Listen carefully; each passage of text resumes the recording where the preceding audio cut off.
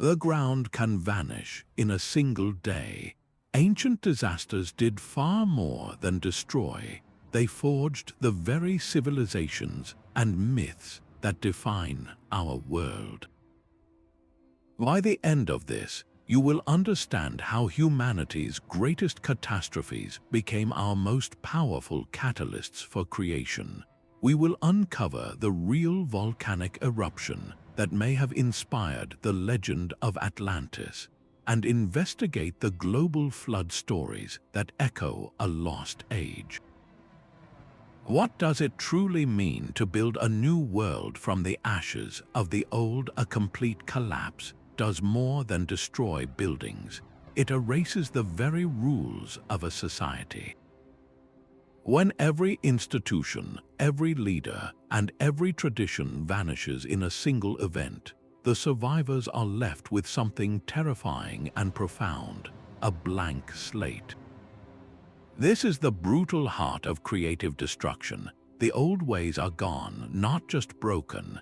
This forces a fundamental choice: to cling to fading memories or to invent entirely new answers to ancient questions. How do we govern ourselves? What do we believe in? How do we survive? Experts who study civilizational collapse see this pattern repeated throughout history.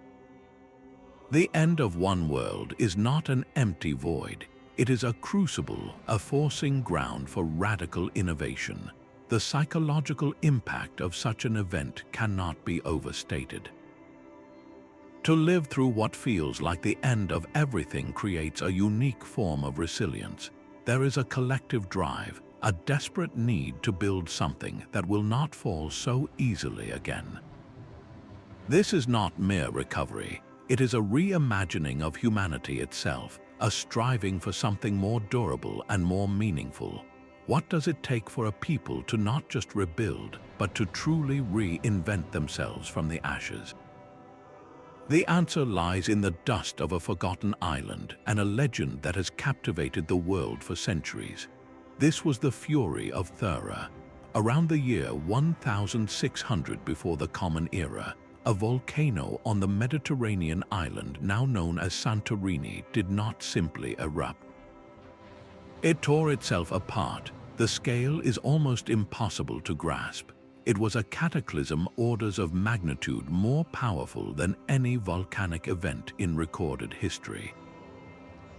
The explosion sent tsunamis racing across the sea, waves that would have been unimaginable walls of water crashing into the northern coast of Crete, the very heart of the Minoan world. For this sophisticated civilization, the sea was their lifeblood, the source of their trade and power. In a single day, it became an instrument of chaos. The sky would have turned black for weeks as a suffocating blanket of volcanic ash settled over their island, poisoning the fields and choking the life from their agriculture. How does a maritime empire survive when the sea itself turns against it and the sun is blotted from the sky? The Minoan palaces, centers of art and administration, were shattered. Their trade routes, the source of their wealth, were severed. This was not a slow decline. It was a swift and decisive blow to the very foundations of their society. And from the dust of this geological trauma, a legend was born. Centuries later, the philosopher Plato would write of a magnificent, advanced island nation called Atlantis, a place of immense power and sophistication that angered the gods and was swallowed by the ocean in a single day and night of misfortune. The parallels are too compelling to ignore. A powerful island civilization, a catastrophic event that sinks parts of the island and devastates the rest with water and fire, all happening in a terrifyingly short span of time. The story of Atlantis is a human masterpiece, a myth that captures our enduring fascination with lost glory and serves as an eternal warning about hubris. It is the memory of a real disaster polished by time into a powerful parable, but the end of one story is the beginning of another. The collapse of the Minoans left a power vacuum in the Aegean. Into this void stepped the Mycenaeans from the Greek mainland. They absorbed Minoan technologies, artistic styles, and perhaps even elements of their culture, blending them with their own to forge what would become the bedrock of classical Greece. The very culture that gave us Socrates, Plato, and the Parthenon owes a part of its origin to the ashes of Thera.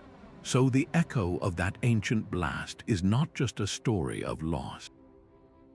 It is the sound of one world ending and another, entirely new one, beginning to take its first tentative breaths. A disaster that defies language demands a story. When an event is so vast it shatters the ordinary framework of time and memory, history alone is not enough to contain it. This is the birthplace of myth. These ancient narratives were not mere fantasies. They were the primary technology for preserving a truth too colossal for simple facts, a way for entire cultures to carry the memory of a cataclysm across hundreds of generations.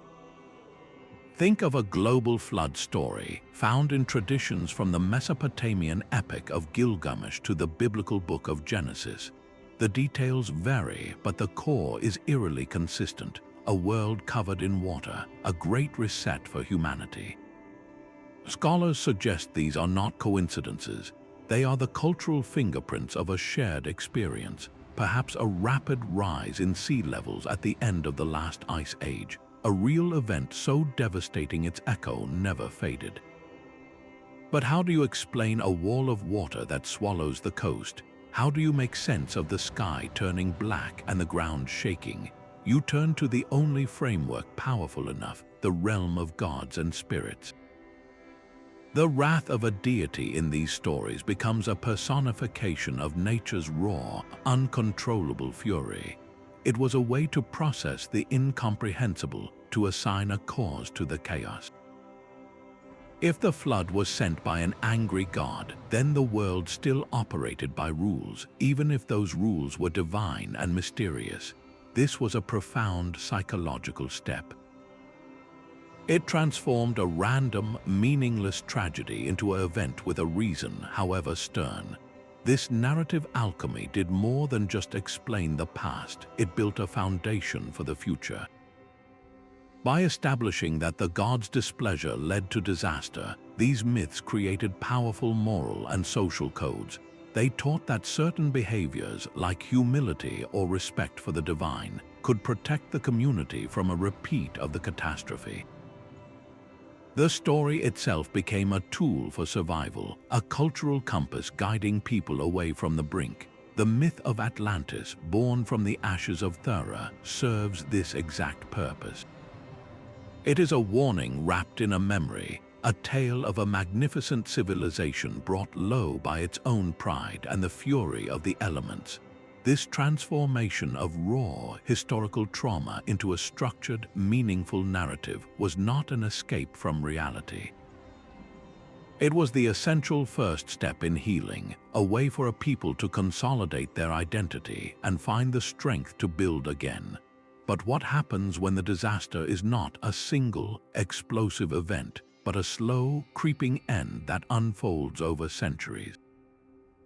While a single explosion can rewrite history, a slow unraveling can forge an entire belief system. Far from the Mediterranean, another civilization faced a different kind of end. The great cities of the Indus Valley, like Mohenjo-Daro, were marvels of ancient urban planning. They boasted sophisticated water systems and orderly streets, a testament to a society that valued collective harmony. Then, around 1900 years before the Common Era, this carefully constructed world began to quietly come apart. This was not a dramatic, single-day collapse, but a prolonged transformation driven by an invisible force, a changing climate. The monsoon patterns shifted, and the life-giving rivers that sustained the civilization, the Saraswati and the Indus, began to change their courses or run dry. Can you envision the slow, creeping anxiety as the water sources that defined your world gradually disappear? The fields that fed the cities would have failed, trade networks would have fractured, and the very reason for these dense urban centers would have evaporated. The people did not vanish. Instead, they dispersed, migrating eastward in search of new lands and new ways to live. This great dispersal, this long period of hardship and movement, became the fertile ground for one of the world's most enduring spiritual traditions. From this era of fragmentation emerged the earliest hymns of the Rigveda. These ancient texts are not a chronicle of the lost cities, but rather the birth cry of a new world rising from the old one's ashes. They introduce powerful new deities like the warrior god Indra, who is celebrated for slaying the serpent Vritra to release the pent-up waters. This is a profound metaphor born from the direct experience of a people desperate for rain and fertile rivers. The myth gives cosmic meaning to their earthly struggle for survival. The old, orderly, perhaps more collective society of the Indus Valley gave way to a new, rural, and ritual-focused Vedic civilization. This new culture placed a strong emphasis on fire sacrifices and a social hierarchy that organized people into distinct roles. The philosophical concepts of karma and dharma, which would become central to Hinduism, began to take shape in this new context.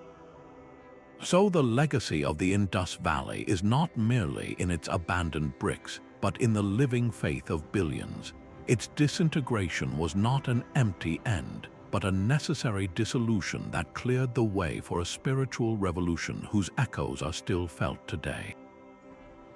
What does it mean for a civilization to not die, but to transform so completely that its greatest legacy is the world of thought it inspired?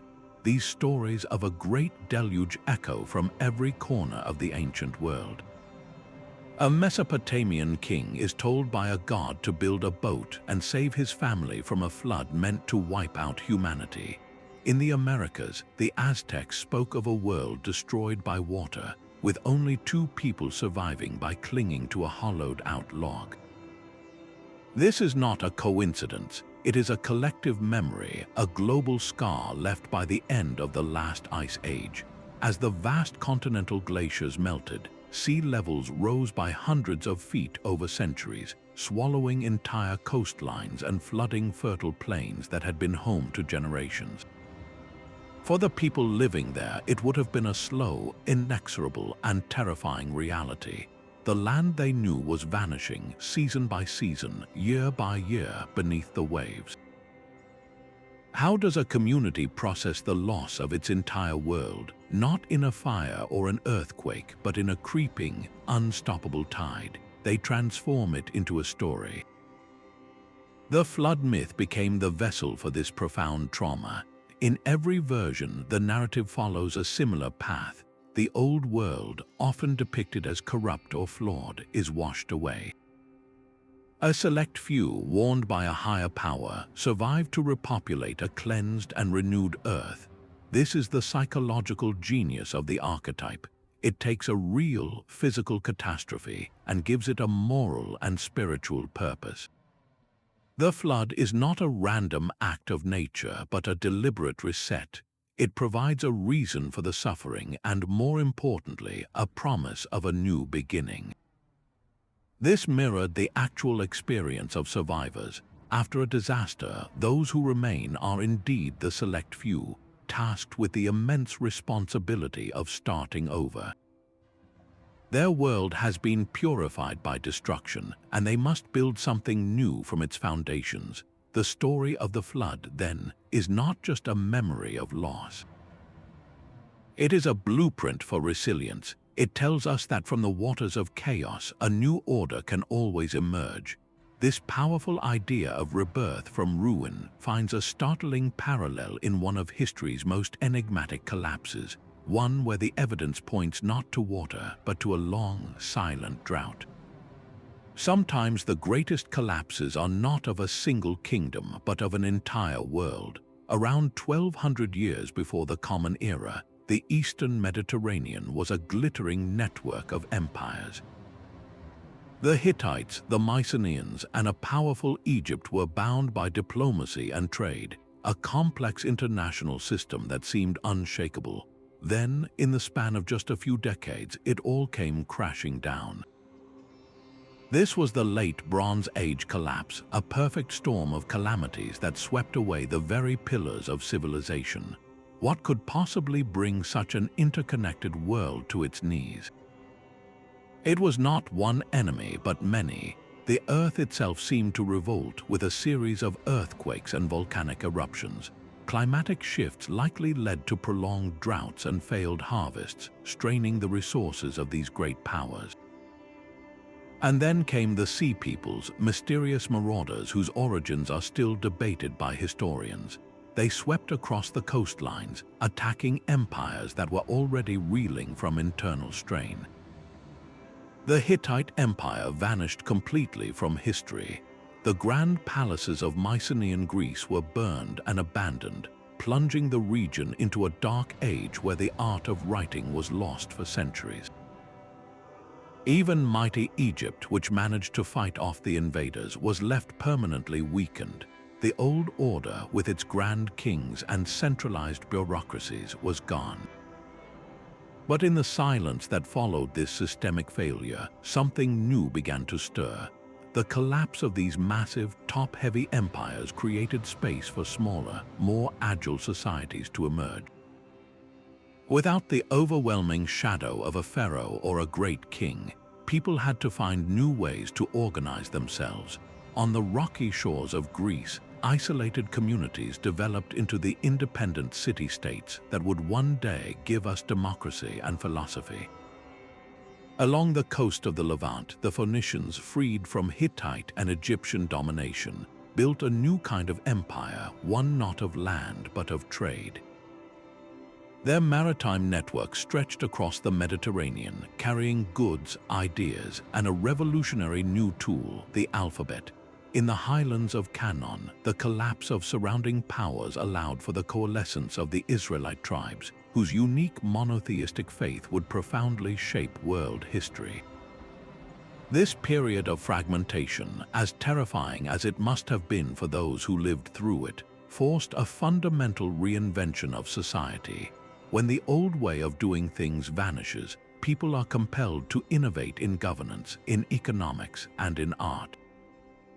The Dark Age that followed the Bronze Age collapse was not an empty void. It was a necessary incubation period, a quiet forge where the tools of classical antiquity were being hammered out on the anvil of necessity. The very chaos that destroyed one world provided the fertile ground for the next to take root. When the earth shook or the rivers flooded, ancient peoples saw more than random chance.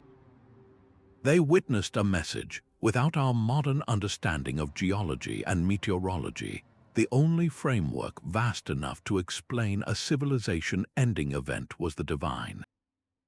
A catastrophic disaster was not merely a natural phenomenon, it was a verdict. This interpretation became one of humanity's most powerful tools for building order from chaos. By framing a flood or a drought as the wrath of an angered deity, whether Zeus, Yahweh, or Marduk, community leaders and priests provided a desperately needed reason for the suffering. If the disaster was a punishment, then the world still made sense. It meant there were rules, even if those rules were enforced by celestial beings. This narrative transformed random tragedy into a consequence with a cause. The community had sinned, grown arrogant, or broken a sacred law. This explanation was profoundly effective for social control. It created a powerful incentive for unity and conformity. Behavioral norms were not just traditions, they were divine mandates essential for survival. To disobey was to risk inviting another cataclysm. This fear could solidify the authority of kings and priests, positioning them as the essential intermediaries who could appease the gods. We see this logic crystallized in the ancient idea of a covenant, a sacred agreement between a people and their god. This concept, prominent in Mesopotamian cultures and later with the Israelites, directly addressed the terror of natural forces. The promise was simple: obey divine laws and receive protection from famine, disease, and invasion. disobedience would bring ruin.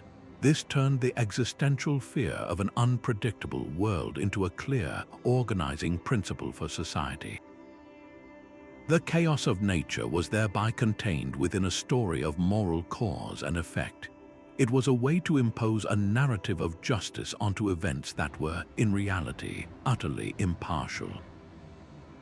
This psychological maneuver gave people a sense of agency in a frightening world.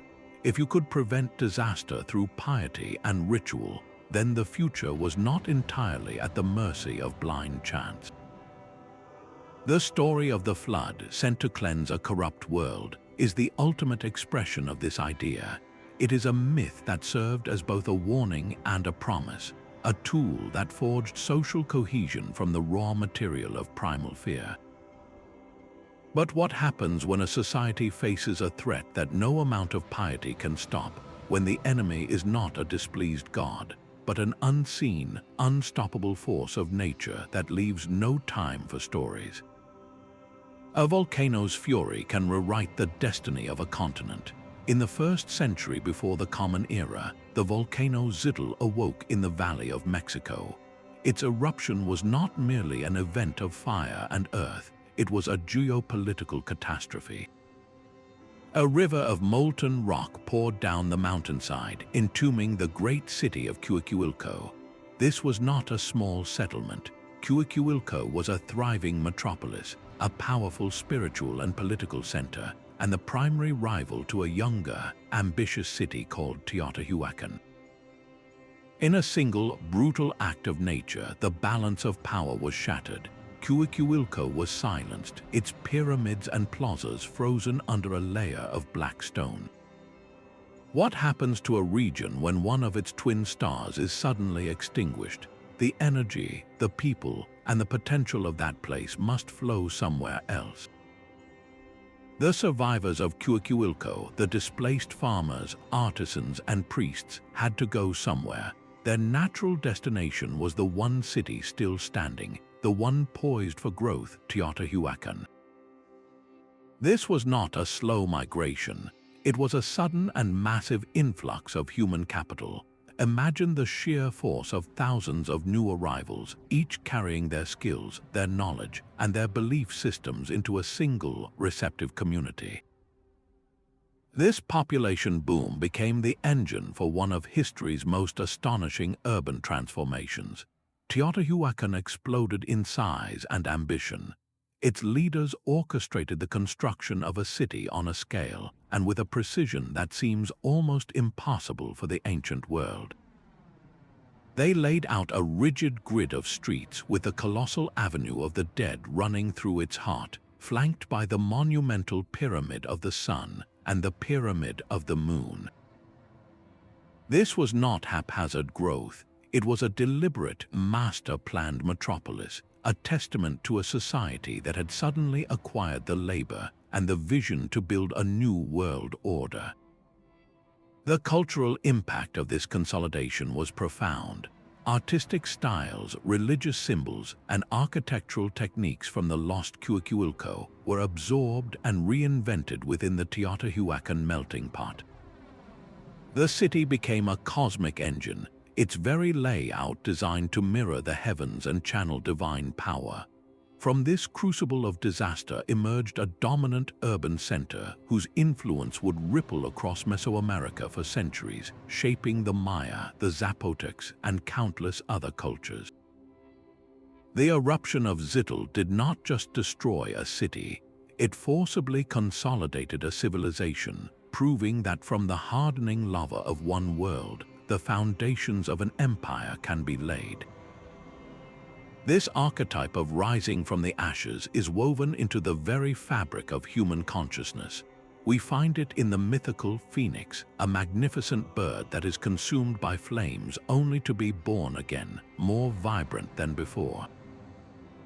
We see it in the ancient Hindu understanding of time itself, a vast cycle of creation, preservation, and dissolution that applies to entire universes.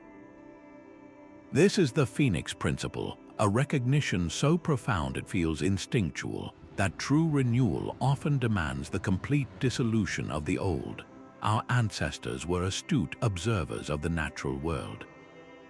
They saw how a fierce wildfire, while devastating, cleared the choked forest floor, allowing sunlight to reach the soil and prompting seeds they never knew were there to sprout into a new, more diverse woodland. They depended on the annual flooding of great rivers like the Nile, understanding that the destructive waters left behind a layer of rich, life-giving silt that would fertilize the fields for the next season. These were not just natural cycles, they were powerful metaphors for human experience. When faced with a civilization-ending event, this world, you became a psychological lifeline. The cataclysm was reframed. It was no longer a meaningless final end, but a difficult, necessary phase in a grand, repeating cycle. The old world had to be cleared away, just like the overgrown forest or the depleted field, to make space for a new and potentially better one to emerge. This belief system injected hope and purpose into the heart of annihilation. It fortified the human spirit against the paralyzing grip of despair, giving survivors not just a reason to endure, but a sacred duty to rebuild. The disaster became a crucible for improvement, a painful but purposeful step in an eternal dance of death and rebirth. This powerful idea raises a compelling question. How do we know which of our own modern structures, so solid and permanent in our eyes, might one day need to fall so that something new can have its turn to rise? A volcano's reach can extend far beyond its immediate destruction, touching shores hundreds of miles away. In Egypt, during the reign of Pharaoh Ahmose I, scribes recorded a time of profound and terrifying strangeness. They wrote of the sky turning dark for days, not with a passing storm, but with an unnatural, oppressive gloom. They described the Nile, the sacred lifeblood of their civilization, flowing with the color of blood, and reported tumultuous, destructive weather. These were not local oddities. They are textbook descriptions of a volcanic winter, the precise global aftermath of an eruption as colossal as the one that tore apart Thera. While the Minoan world faced tsunamis and ashfall, Egypt confronted a different kind of crisis, an environmental shock that threatened the very contract between the people and their gods. If the Nile failed and the sun vanished, what did that say about the divine order the pharaoh was meant to uphold? This period of extreme hardship coincided with a pivotal moment in Egyptian history, the final expulsion of the Hyksos rulers and the dawn of the new kingdom. The environmental stress likely weakened the old political structures, creating an opening for a powerful new dynasty to rise. Ahmose I, seizing this moment of disruption, did not just reclaim the throne.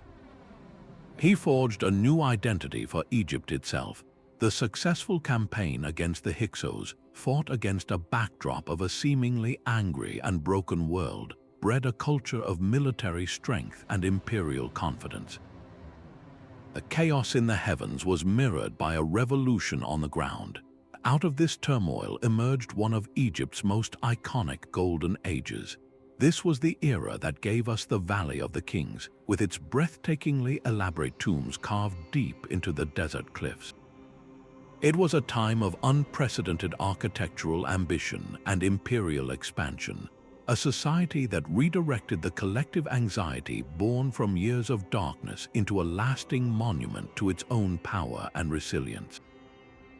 The ash cloud from a distant cataclysm thereby helped clear the path for a pharaoh to redefine a civilization, proving that a disaster's true impact is not always measured in ruins, but sometimes in the ambitious new worlds it inspires. The truth is carved in ice and layered in stone. To uncover the reality behind these ancient legends, we turn to a silent archive, one that has been recording our planet's history for millennia. Deep within the ice sheets of Greenland, scientists extract long cores, reading the layers like the rings of a tree. Within this frozen timeline, they find sharp, sudden spikes in sulfate deposits. These are the chemical fingerprints of colossal volcanic eruptions, marking the exact years when the sky filled with ash. One of the most prominent spikes aligns perfectly with the estimated date of the Thera eruption, providing physical, global evidence for the cataclysm that likely inspired the myth of Atlantis. Far from the ice, in the fertile plains of Mesopotamia and the depths of the Black Sea, geologists examine sediment layers. They find thick bands of silt and sand that do not belong, deposits left by enormous walls of water that once rushed across the land. These are the silent witnesses to the great floods of legend, their story told not in words but in stratified earth. Then there is Pompeii, a city frozen in a single, tragic moment. The volcanic ash that entombed it preserved an almost perfect snapshot of Roman daily life, a poignant and direct connection to the human experience of disaster. This is the archaeology of catastrophe.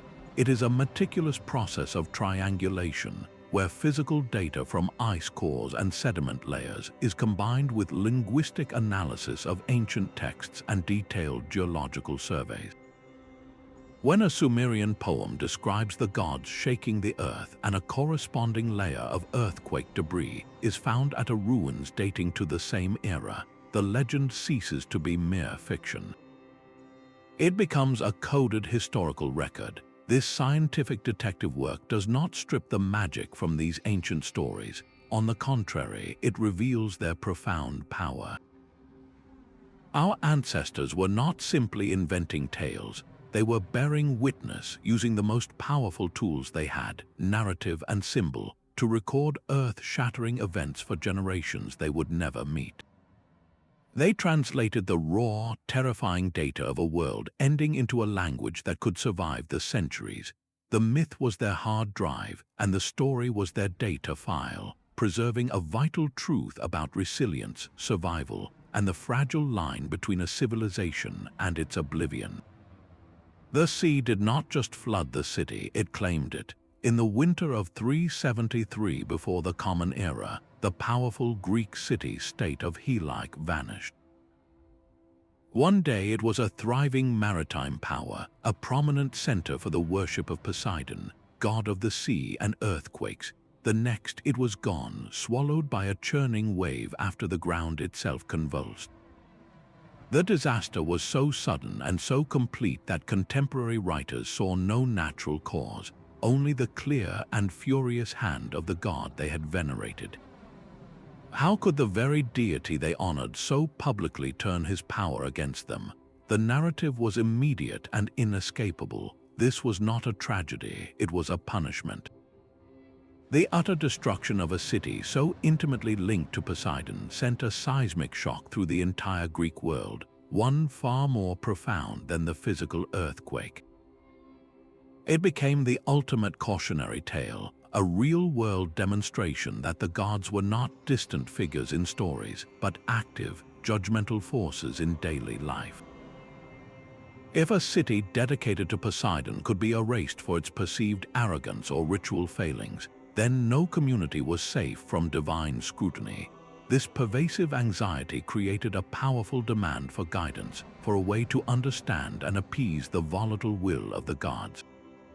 In the aftermath, the cultural authority of oracles, particularly the famed sanctuary at Delphi, soared to new heights. City-states and individuals alike flocked to these sacred sites, seeking prophecies that might help them avoid the fate of Helike. The disaster, therefore, did more than reshape a coastline. It actively reshaped Greek religious practice, investing immense political and social power in the interpreters of divine signs. The empty space where Helike once stood became a silent, potent sermon, a lesson in humility that echoed for generations and paved the way for the rise of other powers who had listened carefully to its warning. The ground can also dry slowly and silently until an empire cracks. While volcanoes and tsunamis command immediate attention, the creeping pressure of a changing climate has dismantled civilizations with a patient, relentless hand. Consider the Akkadian Empire, one of the world's first great empires which stretched across ancient Mesopotamia. Its power was built on grain and organization, but around 4,200 years ago, the rains began to fail. This was not a single bad season, but a mega-drought that stretched for generations. The Fertile Crescent, the very cradle of agriculture, began to wither. What happens to a society when its fundamental contract with the land is broken? The result is a chain reaction of collapse. Crops fail, leading to widespread hunger. Centralized authority, unable to deliver food or security, loses its legitimacy. Communities fracture, turning on each other in desperate competition for dwindling resources. The grand Akkadian administrative state, with its trade networks and standardized weights, simply evaporated into the dust. A similar story unfolded centuries later with the Maya during their classic period. Their magnificent city-states, adorned with towering pyramids and sophisticated calendars, were hubs of art and astronomy. Theirs was a culture deeply attuned to the cycles of rain, which fed their complex agricultural systems. Then the cycles shifted. A series of intense droughts revealed in the mineral records of ancient lakebeds parched the land. The reservoirs emptied, the cornfields failed, and the social order built around divine kings who were believed to ensure the rains began to crumble. The people did not vanish, but they did what people have always done in the face of environmental hardship. They moved. They abandoned the great ceremonial centers and dispersed into smaller, more adaptable communities. This dispersal was not an admission of defeat, but a profound act of adaptation. The survivors of these slow-motion collapses were forced to confront a new world. The old ways of farming were no longer viable, spurring incredible ingenuity. In Mesopotamia, the response was the development of large-scale, state-managed irrigation networks, a technological leap that would become the backbone of every subsequent empire in the region. The challenge of managing scarce water resources demanded new forms of social cooperation and bureaucratic control. For the Maya, the post-collapse societies likely developed new, more drought-resistant agricultural techniques and a different relationship with their environment. Their spiritual focus, once centered on kings who communed with the gods of rain, may have shifted toward more personal, household-based rituals and deities. The climatic crisis forced a reinvention not just of how they fed themselves, but of how they understood their place in the cosmos. The legacy of these ancient megadroughts is therefore not only written in abandoned cities, but in the resilient systems of survival they compelled humanity to create. The very technologies and social structures that allowed new civilizations to rise were forged in the crucible of a changing climate, a reminder that our greatest challenges have often been the source of our most enduring innovations. Centuries before Vesuvius became a name for disaster, another mountain awoke. The Avalino eruption of Monte Somma was a cataclysm of a different age, one that froze a thriving Bronze Age world in a single, terrible moment. Under the ash, archaeologists have found more than just abandoned huts.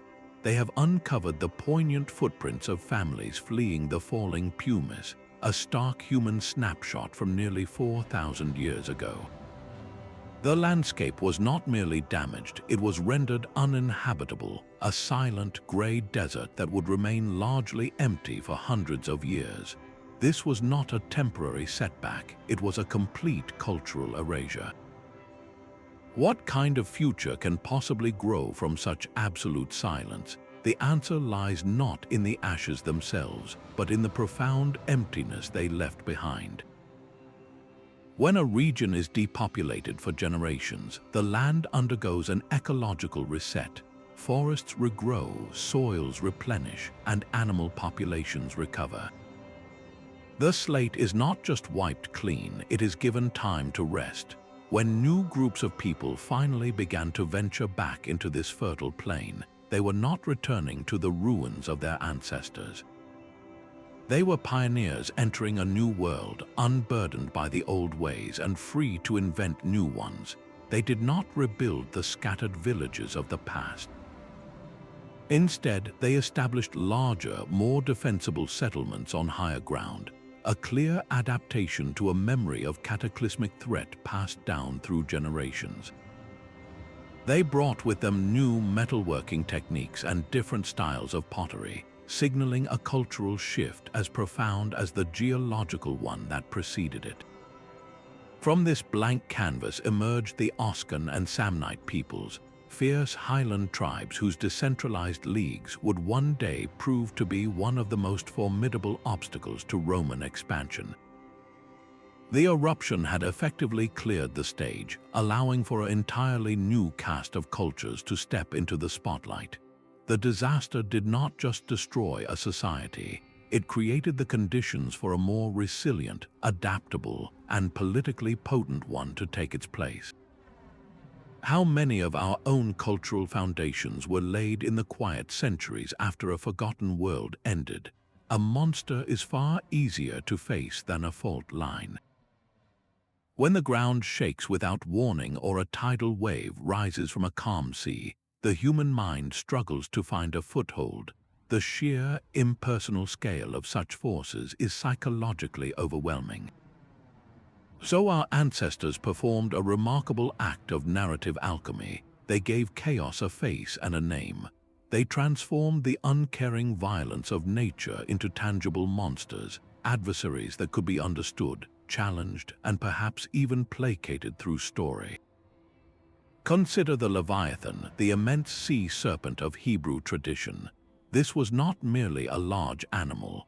It was a primordial embodiment of the ocean's chaotic, untamable power, a creature whose thrashing could summon tsunamis and drag entire ships into the abyss. To name it was to take the first step toward mastering the fear it inspired. In the cold north, Norse myth spoke of Jörmungandr, the world serpent, a being so vast it encircled the entire earth, biting its own tail. Its coils rested deep beneath the land and sea. What happens when such a colossal creature stirs in its sleep? The ground itself would tremble and split. This mythic image is a powerful metaphor for the tectonic forces that cause earthquakes, giving a recognizable form to an invisible, subterranean threat. Perhaps the most nuanced example is the Chinese dragon. Unlike the destructive beasts of the West, this celestial creature was often a symbol of benevolent power, intimately linked to life-giving rain and the waterways that sustained agriculture. But this relationship had a terrifying duality. The same dragon that provided the gentle rains for the rice paddies could also unleash its fury in catastrophic floods. The creature therefore represented the essential, precarious balance of nature itself, a force that could nourish a civilization or drown it based on its inscrutable will. By personifying these disasters, ancient cultures achieved something profound. They turned an abstract, unstoppable event into a conflict with a personality.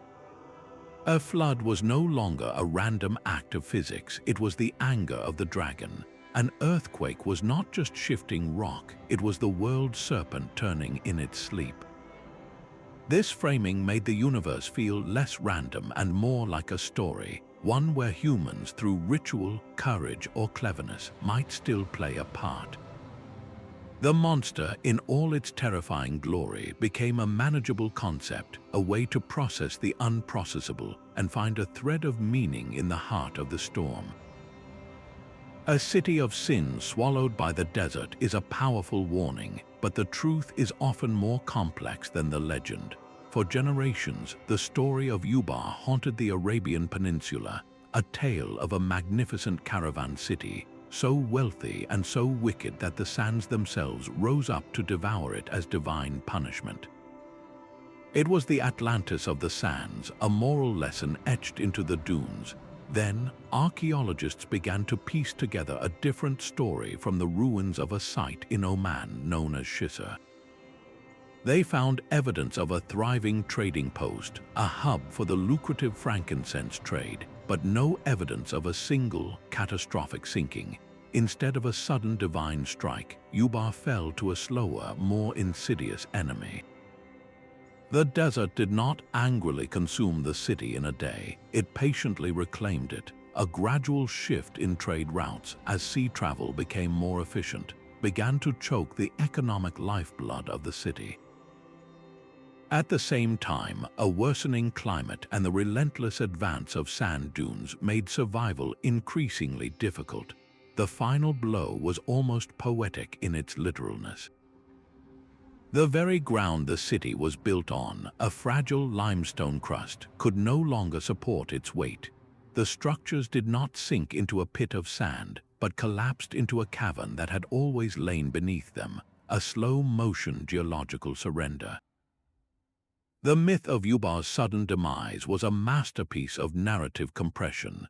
It took a century-long process of economic decline and environmental stress and crystallized it into a single, dramatic moment of moral reckoning. The legend was not a lie. It was the only way the memory of a great city's fall could be carried across the centuries, a stark reminder that a civilization can perish not only by fire and water, but by the slow, silent turning of the economic and environmental tides. What other lost cities, we must wonder, are waiting to tell us that their true story is not one of punishment, but of patience, of a world that simply and quietly moved on without them? The survivor's mind is a landscape forever altered.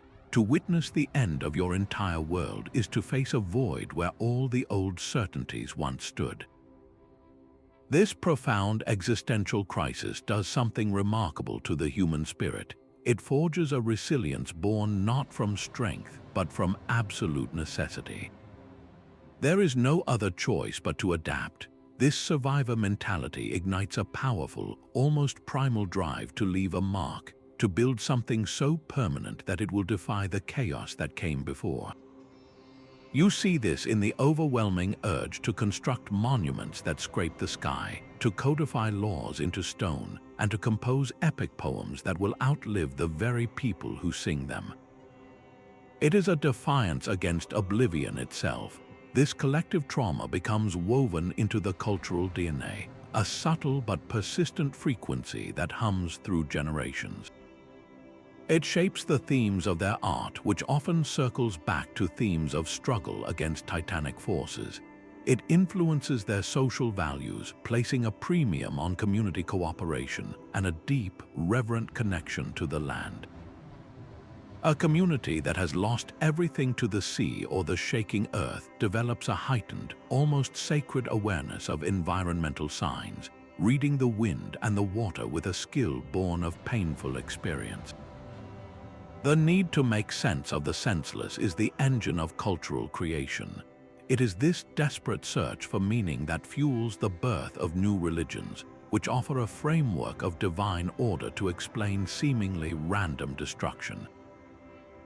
It inspires new social contracts as survivors gather to draft rules for living that are designed to prevent such a collapse from ever happening again. The epic stories they tell are not mere entertainment. They are the crucible where a new identity is formed, a narrative that explains their place in a dangerous world and gives them the courage to face the next dawn. Long before the first human walked the earth, our planet's stage was set by a cataclysm of almost unimaginable scale. A massive asteroid impact and continent-spanning volcanic eruptions, known as the Deccan Traps, conspired to darken the skies and choke the world. The reign of the dinosaurs ended in this global winter, an event that cleared the ecological arena for a new cast of characters, small, furry mammals who scurried in the shadows. Without that ancient disaster, the evolutionary path that led to us would never have opened. It is a foundational truth of our existence, a reset so profound it feels almost mythical. And perhaps, in a way, it was preserved. Could the universal human fascination with dragons be a kind of inherited memory, across the globe, from the coiled serpents of European lore to the long dragons of East Asian tradition. Cultures who could never have communicated shared a vision of immense reptilian creatures. What if these stories were born when early humans stumbled upon the massive, fossilized bones of dinosaurs eroding from ancient cliffs? They would have had no scientific framework to explain such colossal remains. Their minds, adept at pattern recognition and storytelling, would have done the only thing they could. They wove the evidence before their eyes into the fabric of their myths. They saw the bones of a titan and imagined the dragon that once was. This was not a conscious act of paleontology, but an intuitive leap, a narrative to explain the unexplainable. The concept of a world before our own, a lost age of monsters, echoes through countless creation stories. It is a deep time legend, a cultural fossil preserving the shock of discovering that the Earth had hosted unimaginable lives long before our own. The Cretaceous-Paleogene extinction was the ultimate act of creative destruction. It was a tragedy for the giants who ruled, but it was the opportunity of a lifetime for the small and adaptable. From the ashes of that prehistoric world, the meek did not just inherit the Earth, they began the long, slow journey to become us. A society on the brink has no time for slow progress. When the familiar world shatters, the luxury of tradition vanishes, replaced by the raw, urgent need to solve immediate problems. This pressure cooker of necessity becomes the ultimate incubator for invention. The very act of rebuilding a city from rubble forces a radical rethinking of how things are made. Instead of simply recreating what was lost, survivors often incorporate the hard lessons of the disaster itself. Structures may be redesigned with deeper foundations to resist tremors, or buildings might be laid out in a new pattern to avoid the path of previous floods. This is not mere construction, it is a form of embodied memory, a technological prayer against the repetition of past horrors. When vast trade networks disintegrate, as they did after the Bronze Age collapse, a community can no longer rely on distant lands for essential goods like pottery or metal tools. This crisis of supply sparks a revolution in local production. People are forced to look inward, to master the resources at hand, and develop new, more efficient crafts to fill the void. The loss of specialized imports breeds a new kind of self-sufficiency and versatility, turning a society of traders into one of innovators. Perhaps the most profound technological leap comes from the loss of knowledge itself. The art of writing, once the guarded tool of royal scribes and priests, can vanish in the chaos, but the need to record, to communicate, and to remember does not disappear. In the quiet that followed the fall of the great Bronze Age palaces, the complex syllabic scripts of the Mycenaeans and Hittites were forgotten. From this silence emerged a revolutionary new technology from the Phoenician coast, an alphabet. It was a system of just a couple of dozen symbols, each representing a single sound, making it vastly easier to learn and use than the intricate writing systems it replaced. This was not an evolution, it was a democratization of knowledge. A stable, prosperous society has little incentive to abandon the systems that brought it success. Its very stability creates inertia, a resistance to radical change. But a catastrophe shatters that inertia. It clears the technological ground, wiping away obsolete methods and creating a desperate, open-minded audience for any idea that promises survival. The old guard is gone and the rulebook has been burned. In that space of pure potential, humanity does not just rebuild, it re-engineers itself, leaping forward in ways that would have been unthinkable in the comfortable, predictable world that came before. The sea did not simply rise, it arrived in a single, catastrophic surge. Around 6,200 years before the Common Era, the continental shelf off Norway gave way. An underwater collapse of sediment the size of a mountain range slid into the deep, a geological event known as the Storegga slide. The energy displaced by this collapse radiated outward, pushing a towering wall of water across the North Sea. This tsunami did not strike an empty shore. It crashed onto a vast, low-lying plain known as Doggerland, a verdant landscape that formed a land bridge between the continent and what is now Great Britain. For the Mesolithic communities who lived there, this was not a coastline. It was the heart of their world, a fertile hunting ground rich with forests, rivers, and game. In a matter of hours, their home transformed from a familiar territory into a death trap. The surging waters swallowed the lowlands, turning forests into salt marshes and valleys into inlets. This was not the slow encroachment of rising post-Ice Age seas, but a sudden, violent amputation of a continent. How do you process the loss of an entire world you once walked across? The survivors, those who lived on the slightly higher grounds that would become islands and then the new coastlines, faced an impossible reality. Their hunting routes were severed, their ancestral lands were submerged, and their social networks were torn apart. They had no choice but to retreat, a mass migration toward the higher, drier lands of Britain and mainland Europe. This forced exodus fundamentally reshaped the human map of prehistoric Europe. The influx of people into new territories created new population densities and intensified competition for resources.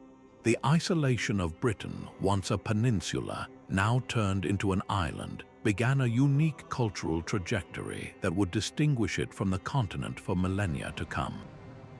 The communities that remained along the new coastlines had to reinvent their entire way of life, shifting from inland hunting to a greater reliance on marine resources, developing new boat technologies and social structures suited to a life dictated by the tides.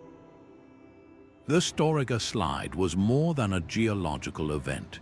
It was a demographic and cultural detonator. The regional identities we recognize today, the very sense of Britain as a separate entity from Europe, carries the faint but indelible echo of that ancient wave, a reminder that the geography of human culture is often written by the violence of the earth. Mass migration is the bloodstream of cultural change. When a homeland becomes uninhabitable, its people do not vanish. They carry their entire world with them in their memories and their skills. These vast movements of humanity, born from desperation, become the most powerful mechanism for spreading ideas. Refugees arrive in new lands not as empty-handed survivors, but as living libraries of their own cultures, bringing unique languages, innovative tools, artistic traditions, and spiritual beliefs. This influx does not simply add to the existing culture, it catalyzes a creative fusion, a blending that can redefine a region for centuries. Consider the enigmatic sea peoples who surged across the eastern Mediterranean during the Bronze Age collapse.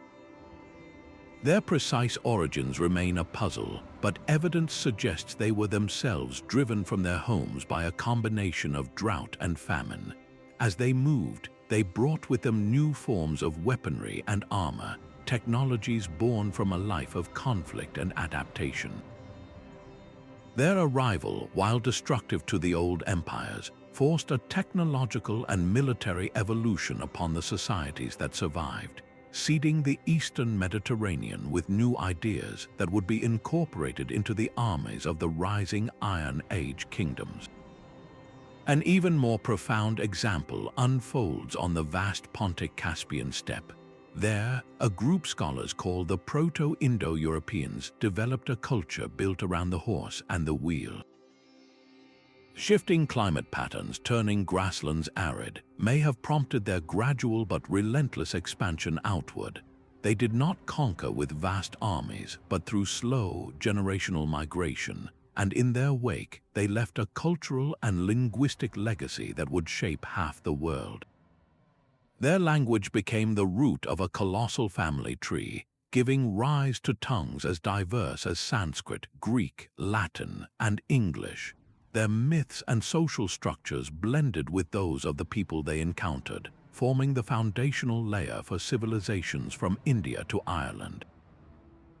The disaster that displaced them did not erase their culture, it amplified it, scattering its seeds across continents and ensuring that from their localized crisis, a global tapestry of cultures would eventually be woven.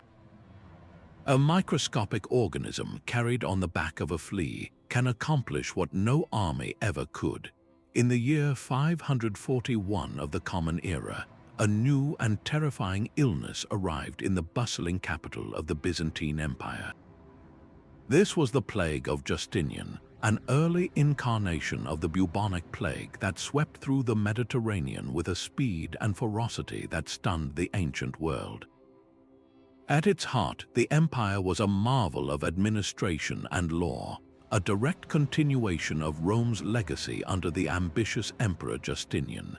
He had dedicated his reign to a grand project, the restoration of the Roman Empire to its former glory, reclaiming vast territories in Italy, North Africa, and Spain from so-called barbarian kingdoms. His armies were victorious, his legal code was immortalized, and his grand church, the Hagia Sophia, reached for the heavens. Then the sickness came. It did not discriminate between senator and slave. The illness brought severe health challenges, with many experiencing a rapid passing after the onset of symptoms. The death toll was staggering, with some estimates suggesting it claimed as much as half the population in certain urban centers. The social and economic machinery of the empire seized up. Fields lay fallow without farmers to tend them. Workshops fell silent as artisans were lost. The vast trade networks that fed the empire's wealth became vectors of fear instead of commerce. The army, the very instrument of Justinian's reconquest, was decimated, its ranks emptied and its ability to campaign crippled. How do you govern an empire when there is no one left to tax and no soldiers left to command? Justinian's dream of a reunited Roman Empire died not on a battlefield, but in the silent, empty streets of his own cities. The grand project of reconquest ground to an irreversible halt. This failure created a geopolitical vacuum of immense proportions in Western Europe. The various kingdoms of the Franks, the Visigoths, and the Lombards, which had been under immense pressure from Constantinople, suddenly found themselves with breathing room. The strong, centralizing force of the Byzantine Empire was no longer looking over their shoulder, demanding tribute or obedience. Free from this external pressure, these kingdoms could now consolidate their own power, develop their own unique laws, and forge their own cultural identities without a Roman blueprint. The unified classical world, which had been hanging by a thread, finally snapped. In its place arose a fragmented, decentralized landscape of competing lords and localized power, the very incubator of the feudal system. The plague did not invent the Middle Ages, but it acted as the great accelerator, forcibly closing the book on classical antiquity and compelling Europe to write its next chapter on its own, entirely new terms. Our very words carry the echo of ancient chaos. The term deluge, which we might use for any great flood, flows directly from the Latin name for the biblical flood, a linguistic thread tying our modern vocabulary to a primordial story of a world cleansed by water. We see this pattern everywhere we listen. The names Etna and Vesuvius are no longer just labels for mountains. They are global synonyms for volcanic fury, their very syllables evoking the power to entomb cities. The phrase Sodom and Gomorrah has transcended its specific origin to become a universal shorthand for a society judged and found wanting, for a catastrophic end rooted in moral failure. This is not a coincidence, it is the deepest form of cultural memory. In countless languages, the words for earthquake or storm are intimately linked to the names of gods or destructive spirits. The ground does not just shake, it is the footstep of Poseidon or the stirring of the world serpent. A hurricane is not merely a weather system, it is the breath of a displeased deity. This linguistic embedding reveals a profound truth. A civilization's most traumatic events did not just happen and then fade. They became foundational, so deeply woven into the fabric of a people's understanding that they shaped the very tools they used to describe their reality. A child learning the word for earthquake was, in effect, learning a condensed version of their culture's creation story and its deepest fears. The disaster's memory was no longer confined to a dusty scroll or an elder's tale. It was baked into the language itself, passed down with every conversation, every prayer, and every warning cry, ensuring the cataclysm would never truly be forgotten. 74,000 years ago, a volcano in Indonesia did not just erupt. Mount Toba exploded with a force that dwarfs every other event in our species' history. It was a super eruption, a cataclysm so immense it spewed enough ash and sulfur into the upper atmosphere to blot out the sun for years, plunging the entire planet into a deep volcanic winter. Temperatures plummeted, plant life withered, and food chains collapsed across the globe. For the small, scattered populations of early humans, this was not merely a harsh season, it was a brush with total oblivion. What does it mean for our entire species to be pushed to the very edge of existence? The answer is written in our genes. Scientists studying human DNA have uncovered a startling fact, a genetic bottleneck. Every human alive today descends from a remarkably small group, perhaps just 1 to 10,000 breeding pairs who survived that ancient global winter. The world's population was reduced to numbers that could fit in a modern village. This was our species' closest call, a moment when the flame of humanity flickered precariously, threatening to go out forever. But survival demanded more than just luck. It required a revolution in how we lived and thought. In the face of such scarcity and environmental stress, the old ways were not enough. Our ancestors were forced to innovate on a fundamental level. They developed more sophisticated tools like finely crafted stone blades that maximized efficiency from scarce materials. They had to communicate with greater clarity and nuance to coordinate hunts in a barren landscape, and to share knowledge about finding dwindling water sources. Most importantly, they had to strengthen their social bonds. In a world where a single individual's failure could mean the end of a whole group, cooperation became the ultimate survival strategy. Sharing food, caring for the young and the ill, and forming strong, trusting communities were no longer just social niceties. They were essential defenses against extinction.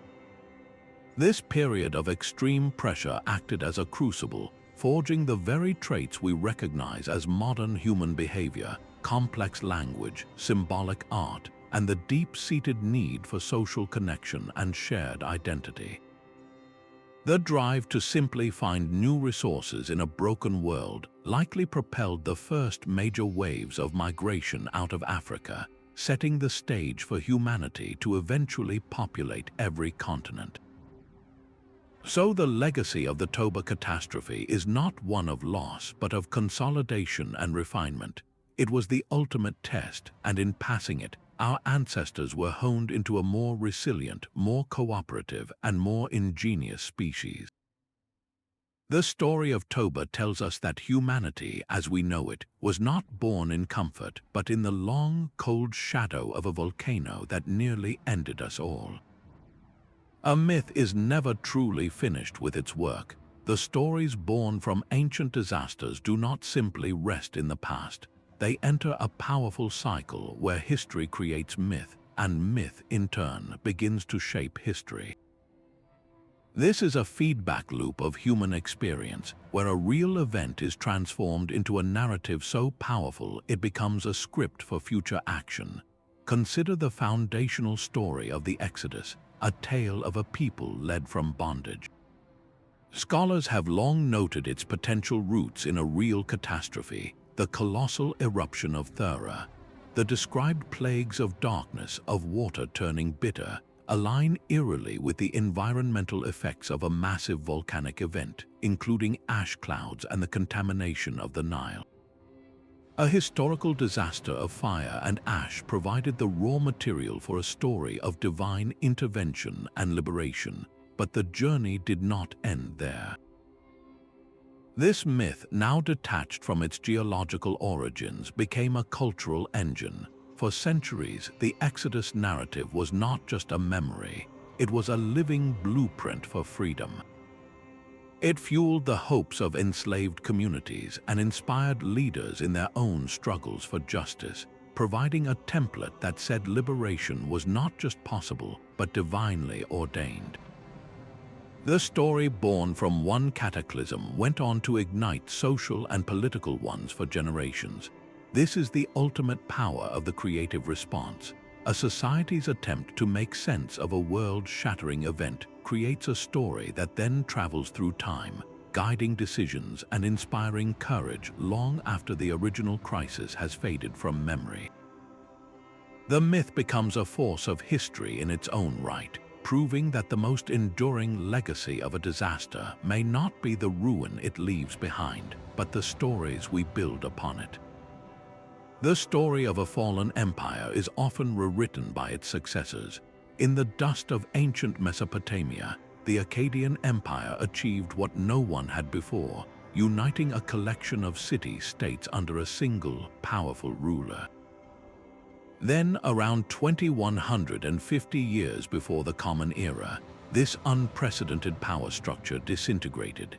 The archaeological record points to a clear culprit, a prolonged and brutal megadrought that choked the life from the Fertile Crescent.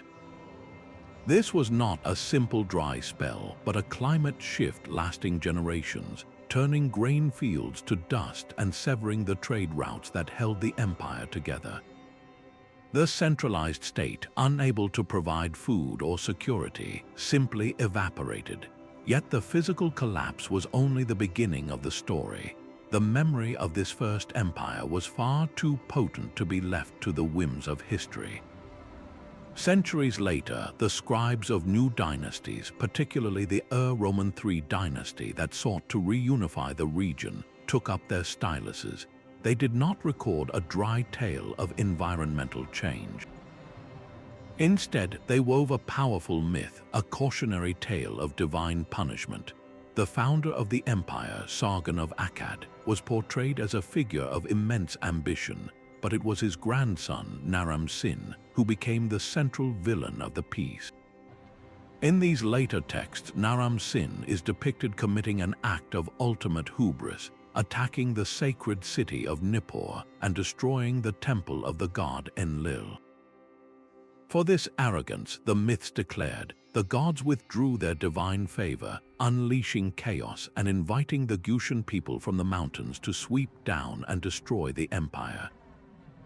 This narrative was brilliant political propaganda. By framing the Akkadian collapse as a direct result of royal impiety, the new kings of Mesopotamia were not just telling a story, they were building an ideology. They were issuing a stark warning to any future ruler who might consider consolidating too much power or challenging the authority of the priestly class. The lesson was clear: the king was not above the gods. His power was conditional, granted only so long as he maintained the sacred rituals and respected the divine order.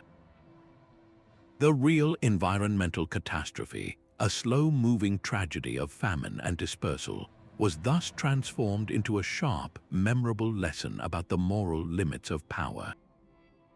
This curated memory of the Akkadian collapse became the bedrock of Mesopotamian political thought for the next 1,000 years, proving that the story of a disaster can be more powerful than the disaster itself, a tool used to shape the very concept of kingship for generations to come.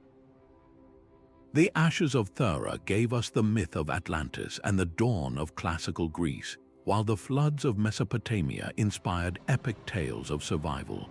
This pattern reveals a startling truth about our history. Civilization has never been a steady, upward climb.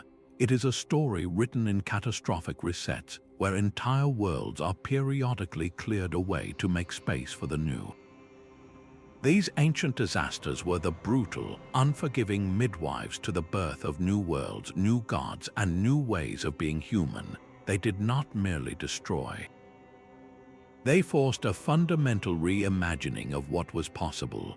From the silence after a collapse, new social contracts were drafted. From the hunger of a drought, new agricultural technologies were born.